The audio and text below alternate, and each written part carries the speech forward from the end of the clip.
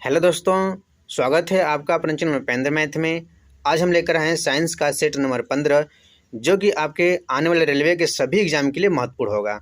जैसे आपका ALP technician हो गया, ग्रुप डी हो गया, एनटीपीसी, जेई या आरपीएफ कांस्टेबल, जो भी रेलवे के एग्जाम है सभी के लिए इम्पोर्टेंट होगा। क्योंकि आपको पता है कि रेलवे में साइंस का 20 से 25 नंबर पूछा जाता है और इसलिए यह आपके लिए बहुत ही हेल्पफुल होगा।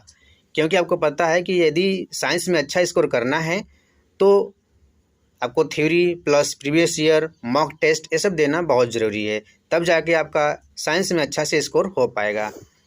तो हमने जो भी क्वेश्चन लिया है सभी प्रीवियस ईयर क्वेश्चन लिए हैं और प्रीवियस ईयर क्वेश्चन को हम प्रैक्टिस सेट के रूप में कराएं ताकि आपका दोनों कवर हो जाए, प्रीवियस ईयर क्वेश्चन भी और प्रैक्टिस सेट भी हो जाए, ताकि आपका स्कोर अच्छा से हो जाए। इसके अलावा यदि आप चैनल पर नए तो चैनल को सब्सक्राइब कर लें, बेल आइकन को प्रेस कर लें, ताकि हम जो भी वीडियो डालें उसकी नोटिफिकेशन आप तक सबसे पहले पहुंच जाए। और जब भी आप प्रैक्टिस सेट करें साथ में पेन और कॉपी लेकर बैठें, नोट करें और हमें लास्ट में ज़रूर कमेंट करके बताएं कि आपने कितना सही किया। यदि आपको वीडियो पसंद आ रहा है तो वीडियो को लाइक ज़रूर करें और अपने दोस्तों को ज़्यादा से ज़्यादा शेयर करें ताकि वो भी इस वीडियो का लाभ ले सकें। तो चलिए स्टार्ट करते हैं आज का सवाल। आज का पहला सवाल है, यदि किसी ध्वनि तरंग की आवृत्ति 50 हर्ट्ज है तो इसका आवर्तकाल निकालना है। आवर्तकाल क्या होता है कि एक आवृत्ति करने में जितना समय लगता है हम उसे आवर्तकाल कहते हैं। तो हम देख लेते हैं, टी बराबर होता है 1/f, यानी कि फ्रीक्वेंसी आपकी 50 हर्ट्ज से है तो 1/50 कर देंगे।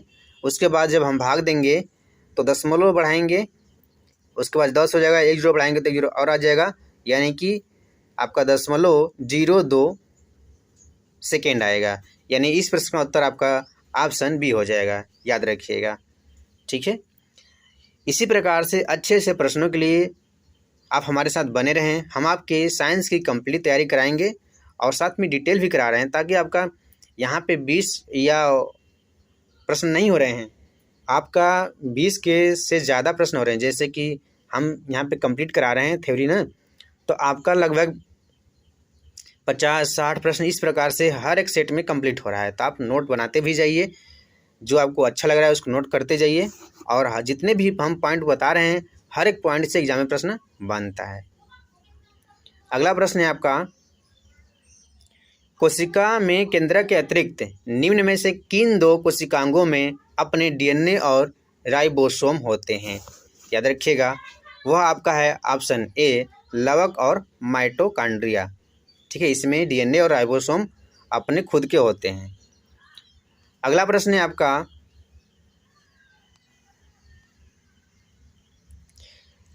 सर्किट में बिजली के प्रवाह का पता लगाने हेतु निम्नलिखित में से किस उपकरण का प्रयोग किया जाता है? Option A galvanometer, B anemometer, C barometer और डी लैक्टोमीटर। याद रखिएगा, सर्किट में बिजली का प्रवाह का पता लगाने के लिए हम गैल्वेनोमीटर का उपयोग करते हैं, यानी कि ऑप्शन ए इसका सही उत्तर हो जाएगा। गैल्वेनोमीटर आप देख रहे हैं, जनरली क्या होता है कि बीच में इसका जो इंडिकेटर होता है बीच में होता है, जैसे ही करंट इसमें फ्लो होता है वह क्या करता है, फ्लक्चुएट करता है। ठीक है, एनीमोमीटर का उपयोग हम करते हैं वायु का शक्ति या वेग मापने के लिए, लैक्टोमीटर का उपयोग करते हैं दूध की शुद्धता मापने के लिए, और बैरोमीटर का उपयोग करते हैं हम वायु दाब मापने के लिए। चलिए अगला क्वेश्चन देख लेते हैं। हमारा अगला प्रश्न है, जीव जगत का 5 वर्गों में वर्गीकरण किसने किया था? ऑप्शन आपके सामने हैं, ए अरस्तु, बी व्हिटेकर, सी लिनियस और डी डार्विन। तो चलिए बताइए, इस प्रश्न का उत्तर आपका हो जाएगा ऑप्शन बी, यानी कि व्हिटेकर ने 5 किंगडम क्लासिफिकेशन किए थे। कौन कौन से उसको भी देख लेते हैं। जो व्हिटेकर थे उन्होंने 1969 में अपना 5 किंगडम क्लासिफिकेशन दिया था। उनमें से आपका मोनेरा हो गया, प्रोटिस्टा हो गया, फंगाई हो गया और प्लांटी हो गया, एनिमेलिया हो गया, यानी कि ये 5 किंगडम क्लासिफिकेशन दिए थे। उनमें से जो कि आपका फंजाई, प्लांटी और एनिमेलिया ये सब क्या हैं, मल्टी सेलुलर यूकैरियोटिक के अंदर आते हैं, लेकिन आपका मोनेरा हो गया, प्रोटिस्टा हो गया, ये सब यूनिसेल्युलर प्रोकैरियोटिक के अंतर्गत आते हैं। ठीक है। फंजाई में एक आपका होता है ईस्ट, याद रखिएगा ईस्ट है, जो ईस्ट है यह आपका यूनिसेल्युलर है। ठीक है, इसे याद रखिएगा क्योंकि एग्जाम में प्रश्न इससे पूछा जाता है कि आपका ईस्ट एक कोशिकीय है कि बहुकोशिकीय है। लेकिन ये फंजाई जितने भी हैं सब बहुकोशिकीय में आते हैं, लेकिन ईस्ट जो है आपका एक कोशिकीय है, यह अपवाद है। ठीक है, इसे भी याद रखिएगा। इसके अलावा हम देख लेते हैं अरस्तु को हम क्या कहते हैं, जंतु विज्ञान का जनक कहते हैं। कार्ल लिनियस ने क्या किया था, 2 किंगडम क्लासिफिकेशन दिया था। ठीक है, इसे भी याद रखिएगा। अगला प्रश्न है आपका, सामान्य रूप से एक उदासीनीकरण अभिक्रिया को किस रूप में लिखा जा सकता है? तो बताइए, ऑप्शन आपके सामने हैं। जो उदासीनीकरण अभिक्रिया है हम उसको किस रूप में लिख सकते हैं? तो आइए समझते हैं। जो आपका न्यूट्रलाइजेशन रिएक्शन है वह, जिससे कि एसिड और बेस जब मिलते हैं तो वह साल्ट और वाटर बनाते हैं। ठीक है, जिसे अम्ल और क्षार मिलकर लवण और जल बनाते हैं, जिसे हम क्या कहते हैं, जिससे हम उदासीनीकरण अभिक्रिया कहते हैं। ठीक है, जैसे एग्जाम्पल के रूप में हम देख लेते हैं। एग्जाम्पल आपके सामने हैं, जैसे आपका सोडियम हाइड्रोक्साइड हो गया और हाइड्रोक्लोरिक हो गया, ये सब मिलेंगे तो क्या बनाएंगे, आपका सोडियम क्लोराइड और जल बनाएंगे। इसके अलावा आपका हो गया सोडियम हाइड्रोक्साइड प्लस आपका बना है H2SO4, ये आपका क्या है, अम्ल है। ठीक है, अब मिलेंगे तो क्या बनाएंगे, आपका सोडियम सल्फेट Na2SO4 और जल। तो आपने देख लिया, तो इसका उत्तर हो जाएगा आपका ऑप्शन कौन सा होगा, क्षार और अम्ल मिलकर लवण और जल बनाएंगे, यानी कि ऑप्शन 20 का सही उत्तर हो जाएगा। ठीक है, अब अगले प्रश्न की ओर चलते हैं। इस प्रश्न का उत्तर आपको 5 सेकंड के अंदर देना है। देखिए, एग्जाम में प्रश्न हल करने का मतलब आपको प्रश्न जल्दी से पढ़ना भी है और ऑप्शन पे भी नज़र ध्यान रखना है। ठीक है, यदि आपने सही से तैयारी की है तो यह क्वेश्चन आपका 5 सेकंड का है। अब देखेंगे, आंसर कर देंगे। इसका आंसर होगा ऑप्शन बी, यानी कि 2000 जूल। आप पूछेंगे कैसे, तो हम बताते हैं आपको कैसे होता है, क्योंकि आपको पता है कि विभव ऊर्जा का मात्रक क्या होता है, जूल होता है। तो जूल कहाँ पे है, सिर्फ एक ही ऑप्शन बी में जूल सिर्फ यहीं पे दिख रहा है ना, इसलिए ऑप्शन 20 का सही उत्तर हो जाएगा। बाकी आपका यहाँ पे पास्कल है, यहाँ पे वाट है, यहाँ पे न्यूटन है। तो ऊर्जा का इकाई पास्कल, न्यूटन और वाट तो हो नहीं सकता है, इसलिए आपको एग्जाम में प्रश्न जल्दी पढ़ना भी है, ऑप्शन पे भी ध्यान रखना है। ठीक है, यदि आपको इतना आ गया तो आप क्वेश्चन जल्दी से कर पाएंगे। यदि इसको सॉल्व करना है तो हम देख लेते हैं। फार्मूला होता है कि 20 kg के हथौड़े द्वारा प्राप्त विभव ऊर्जा की आपको गणना करना है। W बराबर होता है mgh, यानी कि आपको 10 मीटर ऊंचाई तक उसको उठाया गया है ना, तो हम निकाल लेते हैं। m का मान है 20, g का मान है 10 दिया है, 10 मीटर प्रति सेकंड स्क्वायर, h का मान भी 10 आ गया ना, 2000 जूल। ठीक है, तो आपको लिखने की ज़रूरत नहीं है, बस ऑप्शन देखिए, आंसर करिए। आप हमारे साथ बने रहिए, हम आपको एग्जाम में कैसे इस क्वेश्चन को हल करना है, कैसे टाइम मैनेज करना है, हम सभी को बताएंगे। अगला प्रश्न है, केसीन एक प्रोटीन है जो डैश में पाया जाता है। ऑप्शन आपके सामने है, मांस, बी है गाजर, सी है सोयाबीन और डी है दूध। याद रखिएगा, जो केसीन प्रोटीन है वह आपके दूध में पाया जाता है, यानी कि ऑप्शन डी इसका सही उत्तर है। जो दूध का सफ़ेद रंग होता है ना, वह केसीन प्रोटीन के कारण ही होता है, इसे भी याद रखिएगा। और जो गाय का दूध होता है, हल्का पीला रंग होता है, वह बीटा कैरोटीन के कारण होता है, इसे भी याद रखिएगा। और भी प्रोटीन के बारे में हम जान लेते हैं। प्रोटीन क्या है उसे हम जान लेते हैं। प्रोटीन आपका we repair and replace tissue, यानी कि टिश्यू को क्या करता है, रिपेयर करता है, उसे बदलने का कार्य करता है। We are basic building block, जो प्रोटीन है वह आपके कोशिका का बेसिक बिल्डिंग ब्लॉक है, इसे भी याद रखिएगा।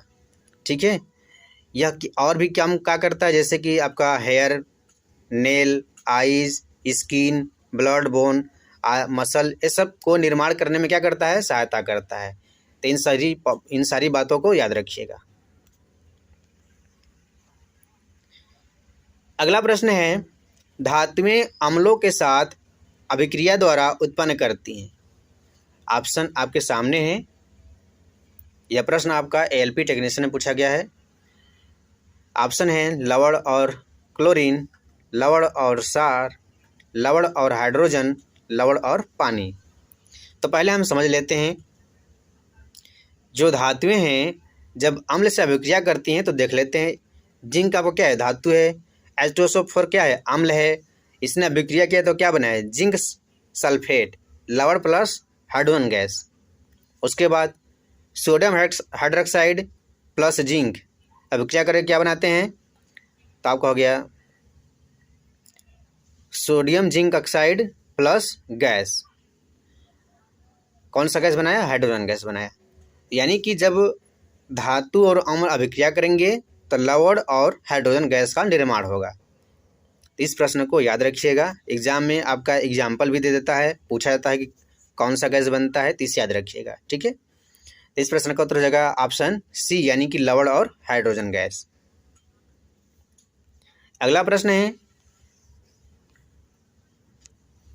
किसी पिंड का संवेग 50 kg प्रति मीटर सेकेंड है और वेग 5 मीटर प्रति सेकेंड है, तो उस पिंड का द्रव्यमान आपको बताना है।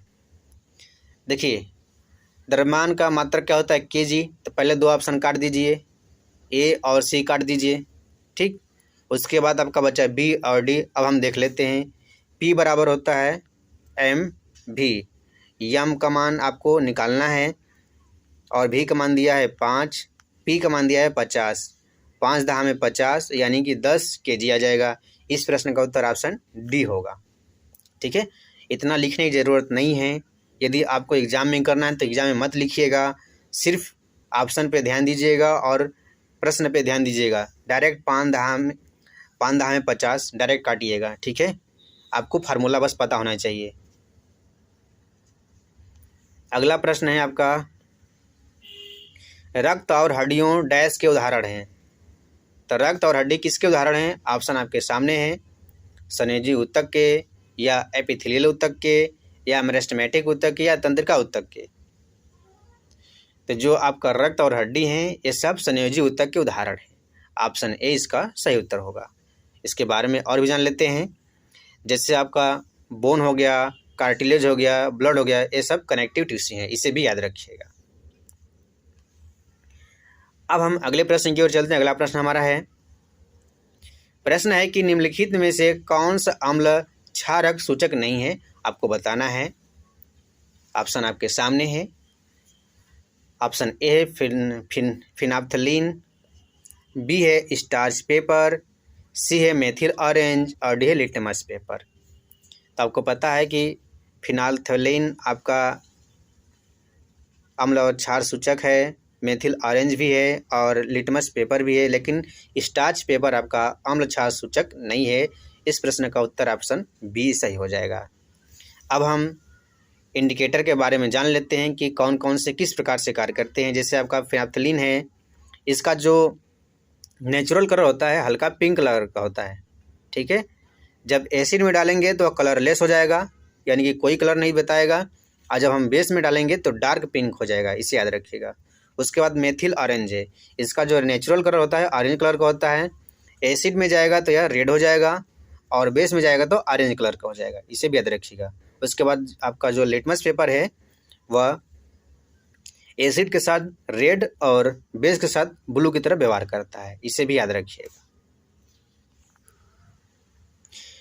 प्रश्न है, किसी वस्तु को एक अवतल दर्पण के सामने 12 सेमी की दूरी पर रखा गया है, इसका प्रतिबिंब उसी ओर 18 सेमी की दूरी पर बनता है। दर्पण की फोकस दूरी आपको बताना है। ठीक है, फार्मूला होता है 1/f बराबर 1/v प्लस 1/u फार्मूला होता है। तो आपको एफ का मान निकालना है। तो एफ का मान निकालने के लिए क्या करना पड़ेगा, डायरेक्ट देखिए, आपको फार्मूला पता होना चाहिए, इतना लिखने की ज़रूरत नहीं है। एफ लिखेंगे, उसके बाद क्या करेंगे, देखिए आपका हो जाएगा 18 गुणे के 12 बटा में, देखिए दोनों माइनस में है ना, जब अवतल दर्पण होगा तो आपका प्रतिबिंब की दूरी और वस्तु की दूरी दोनों क्या होगा, ऋणात्मक होगा। तो हम देख लेते हैं, जब दोनों माइनस होगा तो हम दोनों को जोड़ देंगे, ठीक है। तो यहाँ पे हो जाएगा आपका माइनस में आपका आ जाएगा 18 12 30 हो गया। तो 6 3 18 6 5 30, उसके बाद 12 3 36 माइनस 36 बटा के 5, जब भाग देंगे तो आपका हो जाएगा 5 7 35 5 दूना के 10, दशमलव में, यानी कि 7 दू कहाँ है, वो भी माइनस में, तो ऑप्शन डी में, ठीक है। इस प्रकार से करना है, और आपको इस प्रकार से नहीं करना है कि इस प्रकार से लिखना है और करना है, ठीक है। डायरेक्ट क्या करना है, यफ लिखना है, उसके बाद आपको पता है कि जब मल्टीप्लाई होगा और उसके बाद प्लस या माइनस होगा तो इस प्रकार से करना है। हमने कैसे किया एक बार फिर से बता देते हैं। यदि आपको एग्जाम में प्रश्न करना है तो कुछ नहीं करना है, यफ निकालना है, आपको पता है तो यफ डायरेक्ट लिखेंगे। उसके बाद क्या होगा कि ऊपर मल्टीप्लाई आ जाएगा 12 गुणे 18, और नीचे आपका देखेंगे यदि दोनों चिन्ह सेम है, या तो माइनस माइनस या तो प्लस प्लस, तो हम उसको जोड़ देंगे। तो यहाँ पे अवतल दर्पण का वस्तु से दूरी और प्रतिबिंब की दूरी दोनों ऋणात्मक होता है, तो माइनस कर देंगे और जोड़ देंगे, 30 हो जाएगा। यदि दोनों चिन्ह अलग अलग होंगे, एक प्लस एक माइनस होगा, तो हम उसको क्या करेंगे, घटा देंगे, और जिसका बड़ा चिन्ह होगा, जैसे कि प्लस का मान बड़ा है तो प्लस लेंगे, यदि माइनस का मान बड़ा है तो माइनस लेंगे, उस आधार से हम उसको करते हैं, ठीक है। अब 6 3 18 6 5 30 12 3 36 बटा के 5 हो जाएगा माइनस में, तो माइनस में 7.2 आएगा, कितना है, तो कौन सा ऑप्शन हो जाएगा, ऑप्शन डी इसका सही उत्तर हो जाएगा। तो इस प्रकार से करना है, ठीक है। बेसिक करना तो हम बता देंगे, लेकिन समय आपको लगेगा, ठीक है। अगला प्रश्न है आपका, निम्नलिखित में से कौन सा कथन गलत है। ऑप्शन ए, किण्वन की प्रक्रिया के लिए ऑक्सीजन की आवश्यकता नहीं है, तो आपका सही है। श्वसन के प्रथम चरण में पार्विक अम्ल का निर्माण होता है, यह भी सही है। श्वसन के प्रथम चरण में ग्लूकोज का विघटन होता है, यह भी सही है। माइटोकॉन्ड्रिया में ऑक्सीजन की सहायता से एसिटिक अम्ल का विघटन होता है, यह आपका गलत है, यानी कि यही आपका उत्तर सही होगा, ऑप्शन डी इसका सही उत्तर हो जाएगा, ठीक है। इसके बारे में देख लेते हैं। देखिए क्या होता है कि ऑक्सीजन की उपस्थिति में क्या बनता है, अनुपस्थिति में आपका ईस्ट बनता है, उस समय इथेनॉल और कुछ ऊर्जा बनता है। जब ऑक्सीजन का कमी होगा, यानी कि ऑक्सीजन रहेगा लेकिन कमी रहेगा, तो उसमें लैक्टिक अम्ल बनता है, इसे याद रखिए। और कहाँ बनता है, हमारे पेशियों में। इसी वजह से जोड़ों में क्या होता है, दर्द होता है लैक्टिक के जमाव के कारण। उसके बाद जब ऑक्सीजन की उपस्थिति होगी तो उस समय क्या बनेगा, जो माइटोकॉन्ड्रिया में श्वसन होगा, और क्या बनेगा, आपका जल बनेगा, कार्बन डाइऑक्साइड बनेगा, प्लस अधिक मात्रा में ऊर्जा बनेगी। तो इसे आप समझ लीजिएगा, ठीक है। प्रश्न है, न्यूलैंड के अष्टक में किन दो तत्वों के गुण समान पाए गए थे। ऑप्शन आपके सामने हैं, चलिए हम इसे समझ लेते हैं। न्यूलैंड ने बताया था कि उन्होंने जो पीरियोडिक टेबल बनाया था, उन्होंने बताया था कि प्रत्येक प्रथम तत्व उसके 8वें तत्व के गुण के साथ समान व्यवहार करता है, ठीक है। यानी कि जो पीरियोडिक टेबल उन्होंने दिया था, उन्होंने बताया था कि पहला तत्व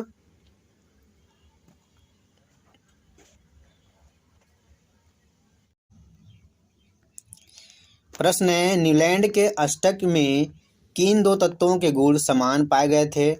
ऑप्शन आपके सामने हैं, लिथियम और सोडियम, सोडियम और मैग्नीशियम, हाइड्रोजन और थोरियम, और कैल्शियम और क्लोरीन। तो याद रखिएगा, जो न्यूलैंड का अष्टक नियम था उसमें लिथियम और सोडियम के गुण समान पाए गए थे, यानी कि ऑप्शन ए इसका सही उत्तर हो जाएगा, ठीक है। उन्होंने बताया था कि जो भी तत्व लेंगे उसका 8वां तत्व उस तत्व के समान गुण प्रदर्शित करेगा। जैसे कि हमने लिथियम लिया, तो लिथियम के बाद सोडियम समान गुण प्रदर्शित करेंगे। जैसे कि हमने देख लेते हैं, लिथियम को 1 2 3 4 5 6 7 8। उसी प्रकार से यदि हम बेरियम लेंगे तो बेरियम के अलावा 1 2 3 4 5 6 7 8, यानी कि बेरियम का गुण मैग्नीशियम के साथ मैच करेगा। ठीक है, तो यह कहाँ तक सही हुआ? तो यह जो बताए थे अपना नियम, उनका कैल्शियम तक सही पाया गया, उसके बाद क्या हुआ? मैच नहीं कर रहा था। ठीक है, तो इसे याद रखिएगा। और एक प्रश्न और बनता है कि न्यूलैंड के अष्टक के समय, यानी कि न्यूलैंड ने जो पीरियोडिक टेबल दिया था उस समय कितने तत्व ज्ञात थे? तो याद रखिएगा केवल 56 तत्व ज्ञात थे। और लास्ट वाला तत्व कौन सा था? लास्ट वाला तत्व थोरियम था, इसे याद रखिएगा। ठीक है, लिमिटेशन जरूर पूछता है, लिमिटेशन याद रखिएगा। किनका तक कहाँ तक सही पाया गया? तो कैल्शियम तक सिर्फ सही पाया गया, इसे याद रखिएगा। अगला प्रश्न है आपका, एक गोली दर्पण की वक्रता त्रिज्या 40 सेंटीमीटर है, इसकी फोकस दूरी आपको निकालना है। तो आपको पता है फार्मूला क्या होता है कि R बराबर होता है 2F। तो F बराबर क्या हो जाएगा? R/2। यहाँ पे वक्रता त्रिज्या दिया है, F आपको निकालना है, तो 40 बटा के हो जाएगा आपका 2, यानी कि 20 सेंटीमीटर हो जाएगा। ऑप्शन बी इसका सही उत्तर हो जाएगा। प्रश्न है, तत्व के गुण उनके परमाणु द्रव्यमान के आवधिक प्रकार हैं, यह डैश का कथन है। ऑप्शन आपके सामने है, डबराइनर का ट्रिक, न्यूलैंड का ऑक्टेव नियम या मेंडलीव का आवर्त नियम। क्या पूछा है कि परमाणु द्रव्यमान के आवधिक हैं, तो यह मेंडलीव का आवर्त नियम बताता है। ठीक है, इसे याद रखिएगा। ऑप्शन सी इसका सही उत्तर हो जाएगा। ठीक है, इसके अलावा और भी हम देख लेते हैं, जैसे कि मेंडलीव का डबराइनर ने अपना त्रिक नियम दिया था और उनका 4 ट्रैक था। पहला था लिथियम सोडियम पोटेशियम के साथ, उसके बाद कैल्शियम स्ट्रांसियम बेरियम के साथ, फिर क्लोरीन ब्रोमीन आयोडीन के साथ, उसके बाद सल्फर सेलेनियम और टेल्यूरिनियम के साथ। यानी कि डबराइनर ने 4 ट्रिक दिए थे, इसे याद रखिएगा। उन्होंने क्या बताया था कि जो भी 3 तत्व जो आपने यहाँ पे लिथियम सोडियम पोटेशियम लिया, तो सोडियम का परमाणु द्रव्यमान जो होगा वह लिथियम और पोटेशियम के परमाणु द्रव्यमान के औसत के बराबर होगा, इसे याद रखना है। जैसे कि लिथियम का आपका कितना है, सोडियम में कितना है? 23 है। तो जब हम इसको निकालेंगे तो आपका लिथियम का ले लेते हैं 7 प्लस पोटेशियम का 39 बटा के 2, यानी कितना आ गया आपका 46 बटा के 2, यानी कि 23 आ गया। तो 23 हो गया ना बराबर। तो उन्होंने यही बताया था कि जब भी बीच का तत्व लेंगे शेष 2 तत्वों के औसत के द्रव्यमान के बराबर होगा। अगला प्रश्न है, साइन आई और साइन आर का अनुपात क्या कहलाता है? तो हम देख लेते हैं। अपवर्तनांक बराबर होता है आपका sine i by sine r. ठीक है, इसे हम स्नेल का भी नियम कहते हैं, यानी कि इस प्रश्न का उत्तर ऑप्शन ए सही उत्तर हो जाएगा। याद रखिएगा। हमारा आज का आखिरी सवाल है, वर्तमान में ज्ञात तत्वों की कुल संख्या कितनी है? तो याद रखिएगा 118 है। ऑप्शन बी इसका सही उत्तर हो जाएगा। तो दोस्तों, यदि वीडियो आपको पसंद आया तो वीडियो को लाइक शेयर और चैनल को सब्सक्राइब जरूर करें और साथ में कमेंट जरूर करिएगा। ठीक है, हमें कमेंट करके बताइएगा कि आपने कितना सही किया। तो आज के लिए धन्यवाद।